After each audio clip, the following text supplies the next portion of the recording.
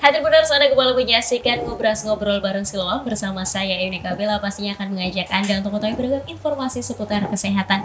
Dan hari ini langsung nyapa dari Siloam Hospital Semarang, sudah hadir bersama dengan Bella. Ada Dr. Monica Katerina Sugiarto SPA, selaku dokter spesialis anak Siloam Hospital Semarang. Selamat pagi Dok, apa kabar? Selamat pagi Mbak Bella, baik. Sehat tentunya ya Dok ya. Alright.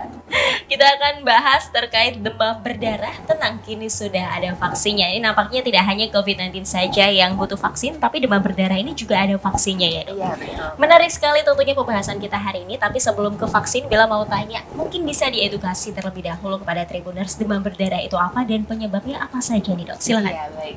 Untuk demam berdarah sendiri ini merupakan infeksi virus akut yang biasanya itu ditularkan melalui gigitan nyamuk. Biasanya Aedes aegypti ya Mbak Bella ya.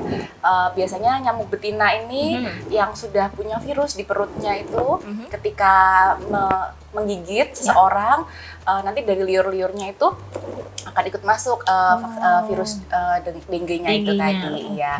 Kemudian untuk memang di Indonesia sendiri ini angka kejadiannya cukup banyak ya Mbak. Di tahun 2022 sendiri ini untuk angka kejadian demam berdarah dengue ini sekitar 131.000. Dan kemudian angka kematiannya mencapai 1.180. Dan ternyata memang yang terbanyak itu pada anak-anak. Oke, pada anak-anak kisaran usia berapa hingga berapa? Biasanya 0 hingga 14 tahun. Waduh, itu mengapa benar-benar dibutuhkan vaksin untuk demam berdarah ini ya? Iya, betul. Oke, kemudian untuk gejala-gejalanya sendiri biasanya apa nih Dok? Baik, untuk gejalanya sendiri biasanya yang paling sering dikeluhkan itu pertama demam. Demamnya ini akan berlangsung 2 hingga 7 hari. Yang mana demamnya itu tiba-tiba tinggi mendadak seperti itu. Kemudian ada gejala-gejala lain seperti sakit kepala, kemudian nyeri-nyeri sendi, otot, kemudian juga anaknya kayak tampak lemas gitu, lemas, terus mulai ada ruam-ruam kemerahan. Ruam pada kulit juga? Iya, di kulit, di tangan, di kaki, seperti itu. Kemudian juga biasanya ada perdarahan. Yang paling sering dikeluhkan biasanya ada mimisan atau biji berdarah ya. Nah, selama periode kita observasi 2-7 hari ini, kita juga harus aware ya Mbak tentang tanda-tanda bahayanya seperti nyeri perut yang hebat, atau anaknya mulai ada penurunan sadaran, ngantuk-ngantuk, atau tangan kakinya dingin, seperti itu. Oke, itu salah satunya tadi ada sakit kepala juga ya. Itu pada anak-anak udah sakit kepala gitu ya Dok? Itu gejala untuk demam berdarah sendiri? Mungkin anak mungkin belum bisa bicara ya Mbak ya, aduh kepala sakit. Nggak bilang biasanya gitu. Mungkin anaknya jadi rewel, gelisah, tantrum begitu ya. Oke, mungkin kalau orang dewasa sakit kepalanya beda Dok, bukan karena demam berdarah, mungkin karena kebutuhan ya. Gitu ya. Oke, kemudian tadi terkait gejalanya sendiri. Nah, untuk cara mendiagnosis demam berdarah ini sebenarnya apa? Iya, baik. Untuk mendiagnosisnya sendiri ini dari awal kita harus anamnesa terlebih dahulu ya, sesuai dengan gejala-gejala yang tadi udah kita bahas. Ada demam, kemudian nyeri kepala, ada ruam-ruam perdarahan seperti itu. Itu yang pertama. Kemudian yang kedua, kita juga harus tahu nih anak ini ada di fase mana. Seperti yang kita ketahui kan di demam berdarah dengue itu ada fase pertama, fase demam. Itu 1-3 hari pertama. Kemudian nanti ada fase kritis di hari ke-3, 4, 5 seperti itu. Mungkin udah tidak ada demam di fase kritis itu, tapi justru ini anaknya akan mulai lebih nggak well gitu ya Mbak ya. Jadi lebih lemes.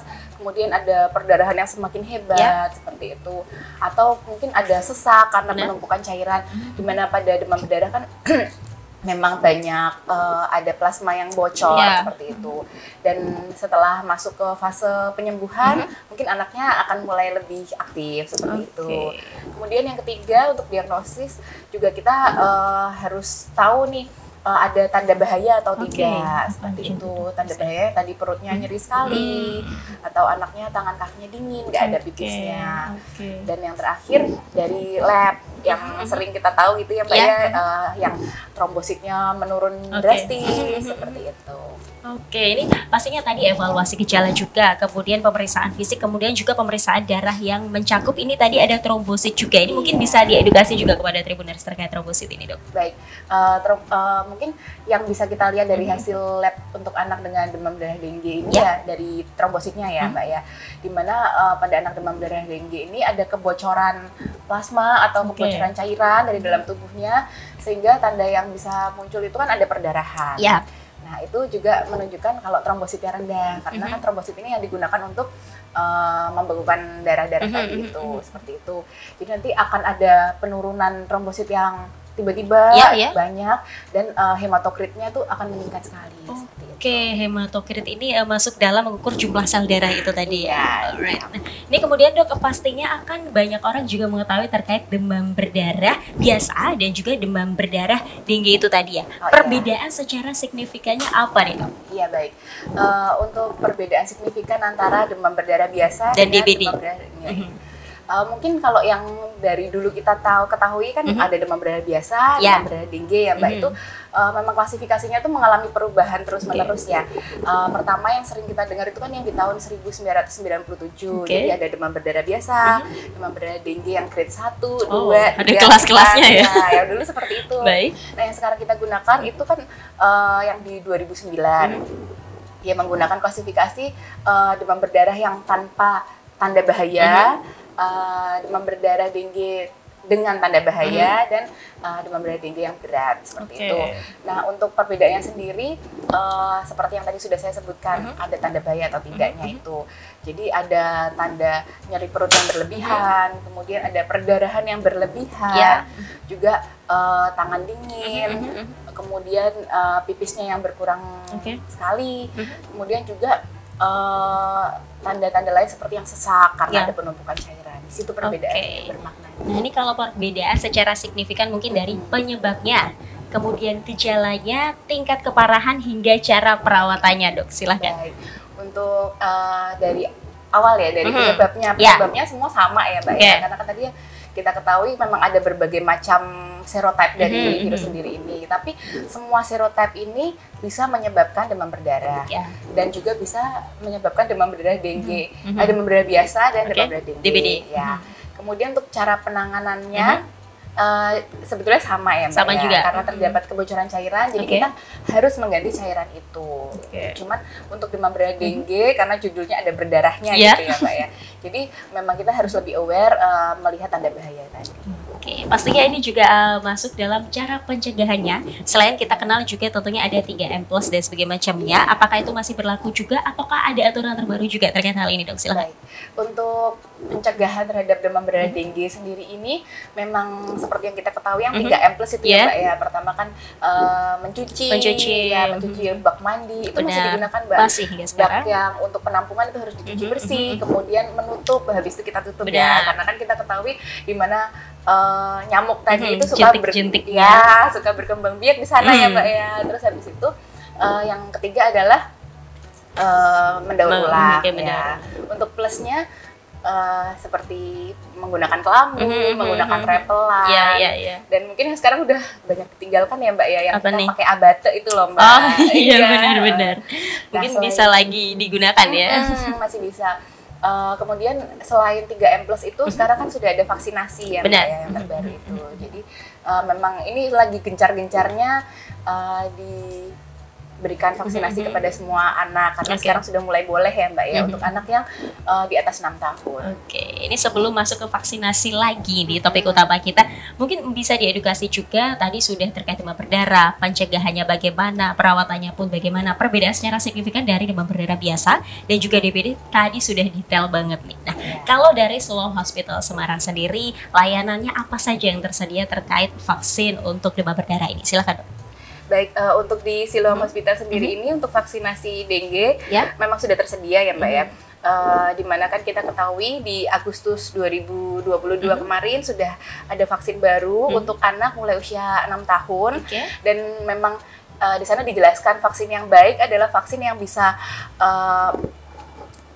memberikan kita kekebalan untuk semua serotype tadi ya, dan juga tanpa memandang apakah anak kita itu sebelumnya sudah pernah terkena dengue atau belum. Gitu. Di sini sudah tersedia dan sesuai rekomendasi IDAI juga untuk vaksin dengue pada anak ini diberikan untuk usia di atas 6 tahun, diberikan sebanyak 2 dosis. Nah, itu mungkin secara spesifiknya efek sampingnya apa nih dok kalau udah pakai vaksin itu? Baik, untuk efek sampingnya sendiri memang selama ini kan sudah dilakukan penelitian ya Mbak Bella ya.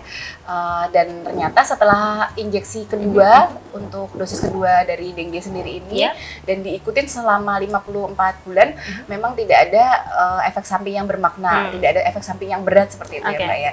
Dan efek sampingnya biasanya ringan seperti demam ringan, kemudian juga ada nyeri di sekitar tempat penyuntikan dan itu juga waktunya juga singkat, biasanya 1-3 hari. Oke, untuk ini berarti vaksinasinya dilakukan berapa kali sehari? Bisa disounding kepada Tribuners terkait untuk mendapatkan perlindungan yang penuh. Oh iya baik. Untuk berapa kali diberikan vaksinnya pada dengue ini dapat diberikan 2 kali. Jadi untuk jeda antara frekuensi pemberian vaksin pertama dan kedua adalah 3 bulan.